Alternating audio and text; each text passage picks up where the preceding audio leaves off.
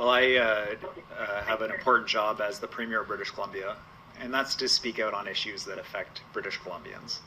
Now, I'm hearing from British Columbians every day that are being crushed by the costs of daily life. And one of those big impacts that they're seeing is ever escalating interest rates.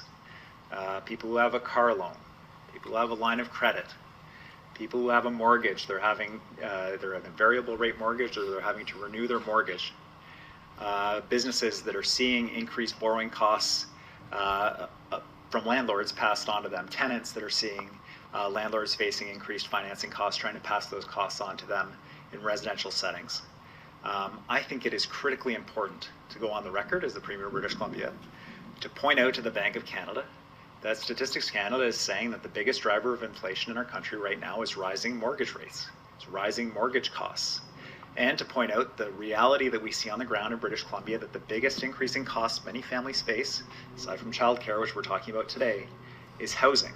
And what we're seeing the impact of these increasing rates in terms of bringing on new housing is that rental housing projects are being put on hold because the builders of these projects use lines of credit to finance them, and the numbers don't make sense in a rising interest rate environment. We need all hands on deck to deal with the housing crisis and rising rents, including the private sector. We need to build a lot of housing. We need to keep the cost of housing down to address inflation in Canada. And I think if the governor of the Bank of Canada wakes up this morning and one of the first things he's thinking about is how will that rate increase impact British Columbians, then I think my job is done.